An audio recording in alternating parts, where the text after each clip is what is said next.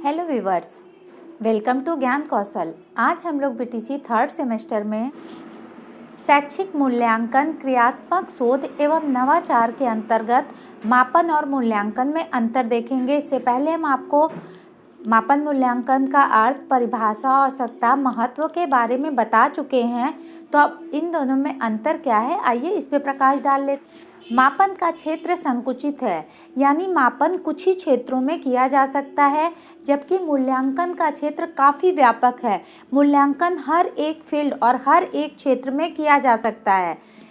Next point है, मापन पाठ्य वस्तु केंद्रित होता है। पाठ में जो भी पढ़ाया जाता है केवल हम उसी का मापन कर पाते हैं, लेकिन मूल्यांकन परिणाम केंद्रित होता है। बालक जो पढ़ा है क्या उसे वो समझ में आया है, समझ में आया है तो वो किस लेवल तक समझ में आया है, यानी उसका परिणाम जो है वो मूल्यांकन है।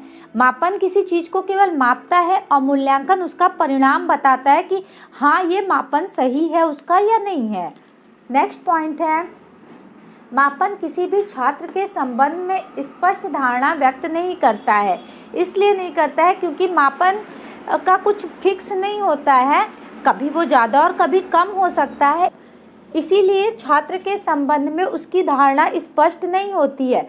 जबकि मूल्यांकन के बाद किसी भी छात्र के संबंध में स्पष्ट धारणा बनाई जा सकती है, क्योंकि मूल्यांकन करने के बाद हम ये स्पष्ट कह सकते हैं कि हाँ ये बालक नंबर 1 की पोजीशन पे है, क्योंकि हम उसका मूल्यांकन किए हैं। जबकि मापन में ऐसी स्पष्टता नहीं होती है।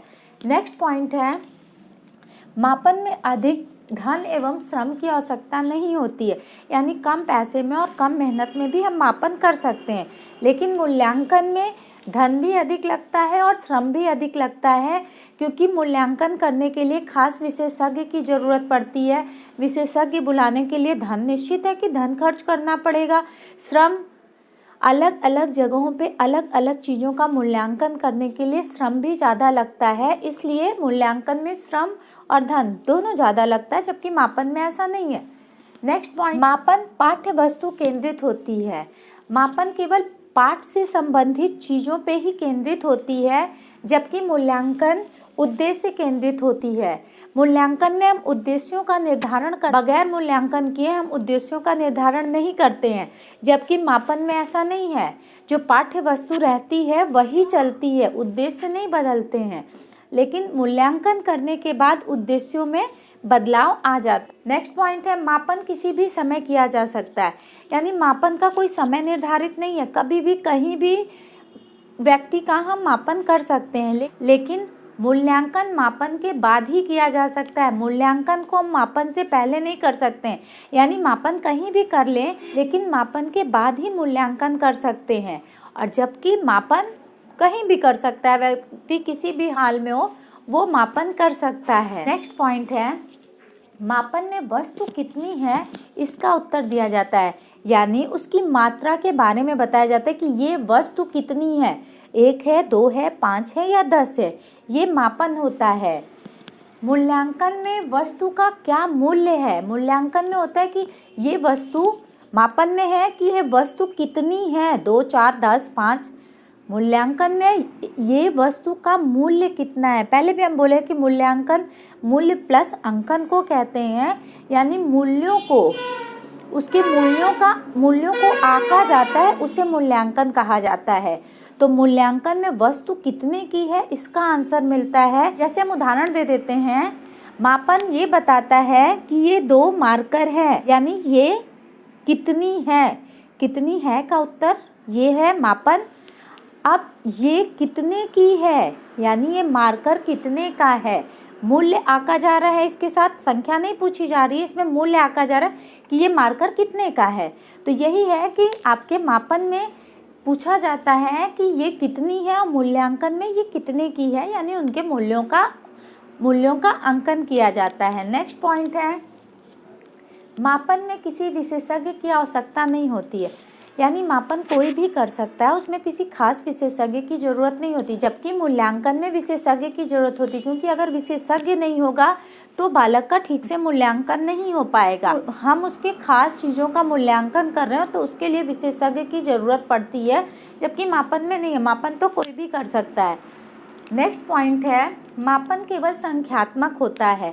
जैसा कि हम संख्या आपको बताई है कि ये मार्कर कितनी है, वो संख्या दर्शा रहा है, तो मापन केवल संख्या ही बता सकता है, जबकि मूल्यांकन संख्यात्मक एवं वर्णनात्मक दोनों प्रकार का होता है। ये इतनी है और उसका वर्णन कि ये इतनी इस वजह से है क्योंकि इसका मूल्य इतना है, यानी उसका वर्णन भी कर रहा है और उसका मूल्य भी बता रहा है, दोनों चीज़ मूल्यांकन करता है। नेक्स्ट पॉइंट है, मापन के द्वारा निदानात्मक एवं उपचारात्मक शिक्षण संभव नहीं है। यानी जब मापन के द्वारा निदानात्मक किसी भी चीज़ का निदान करना और उपचारात्मक, अगर बालक के अंदर कोई कमी है तो उसे उपचारात्मक शिक्षण मापन नहीं दे सकता है, जबकि मूल्यांकन के द्वारा ये दोनों चीज़ें संभव है। मूल्यांकन में ये पता चलता है कि बालक में ये कमी है, इस कमी को उपचारात्मक शिक्षण के द्वारा दूर किया जा सकता है। मापन में ऐसा नहीं है। निदानात्मक मीन्स किसी भी चीज़ का निदान करना, ये भी मापन में संभव नहीं है, ये मूल्यांकन में संभव है। मूल्यांकन के द्वारा हम ये जान सकते हैं बालक को सीखने में क्या कठिनाई आ रही है और उसका निदान कैसे संभव हो सकता है। तो ये पॉइंट है, मापन और मूल्यांकन में का अंतर है आपका। आप इन पॉइंटों को देख लीजिए। है आपका परीक्षण एवं मापन में अंतर, यानी मापन क्या है और परीक्षण, इन दोनों में अंतर देख लेते हैं। पॉइंट में है, आइए देखते हैं। पहला पॉइंट है, मापन में किसी सामान्य प्रश्न का उत्तर देने का प्रयास किया जाता है। यानी मापन किसी खास कोई प्रश्न होता है उसका उत्तर ही दिया जाता है, उसी को मापन कहते हैं। जबकि परीक्षण के माध्यम से व्यक्ति विशेष के विषय में ज्ञान, परीक्षण के द्वारा किसी व्यक्ति के बारे में क्या खास चीज़ है उसके बारे में ज्ञान मिलता है, यानी उसकी विशेषता परीक्षण बताता है। और मापन में ऐसा कुछ नहीं है, मापन में नॉर्मल प्रश्नों के उत्तर दिए जाते हैं, जबकि परीक्षण में किसी खास प्रश्न के उत्तर दिए जाते हैं, यानी व्यक्ति के खास पहलू के बारे में प्रकाश डाला जाता है। नेक्स्ट पॉइंट है, मापन का प्रयोग व्यापक रूप से विभिन्न मनोवैज्ञानिक शोध कार्यों में किया जाता है। मनोवैज्ञानिक जितने शोध हैं उन सब में मापन का प्रयोग किया जाता है, क्योंकि मापन के ही द्वारा मनोवैज्ञानिक शोध अच्छे से कार्य करता है। तो इस हिसाब से मापन का क्षेत्र काफ़ी व्यापक है, क्योंकि वो मनोवैज्ञानिक क्षेत्र में कार्य कर रहा है, जबकि परीक्षण का क्षेत्र सीमित है, यानी कुछ जगहों पे ही परीक्षण किया जाता है। नेक्स्ट पॉइंट है, मापन का संबंध केवल भौतिक गुणों से होता है। मापन कुछ ही चीज़ों को, यानी जो भौतिक चीज़ें हैं, जैसे हम बोले हैं कि ये कितनी है, ये भी भौतिक चीज़ें, मापन उन भौतिक गुणों के ही बारे में बताता है। जब परीक्षण का संबंध आपका मानसिक एवं मनोवैज्ञानिक गुणों से होता है। परीक्षण हम दिमाग यानी मानसिक रूप में और मनोवैज्ञानिक यानी मन में क्या चल रहा है इसका परीक्षण किया जाता है, जबकि मापन में ऐसा कुछ नहीं। मापन में जो भी सामने दिख रहा है भौतिक चीज़ें, उसी का हम मापन करते हैं, जबकि परीक्षण में ऐसा नहीं है। परीक्षण में बालक के दिमाग में क्या चल रहा है, उसके मन स्थिति कैसी है, उसका परीक्षण किया जाता है। नेक्स्ट पॉइंट है, मापन में भौतिक एवं मानसिक दोनों प्रकार के उपकरणों की आवश्यकता होती है। जब भी हम नापते हैं तो हमें भौतिक उपकरण की ज़रूरत पड़ती है और मानसिक उपकरण, इन दोनों प्रकार के उपकरणों की ज़रूरत पड़ती है, जबकि परीक्षण का प्रयोग स्वयं उपकरण के, जबकि परीक्षण जो होता है वो स्वयं एक उपकरण है, यानी परीक्षण के लिए किसी उपकरण की ज़रूरत नहीं पड़ती, वो खुद ही एक उपकरण है।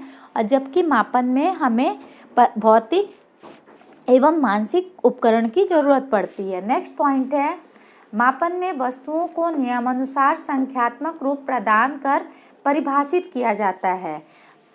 मापन में हम वस्तुओं को संख्या के रूप में बताते हैं कि ये इतनी संख्या है और उसके रूप में उसको परिभाषित करते हैं कि इसकी इतनी संख्या है और उसकी परिभाषा देते हैं। जबकि आपका परीक्षण में विभिन्न प्रकार के पदों को मानवीकृत करके प्रयोग में लाया जाता है।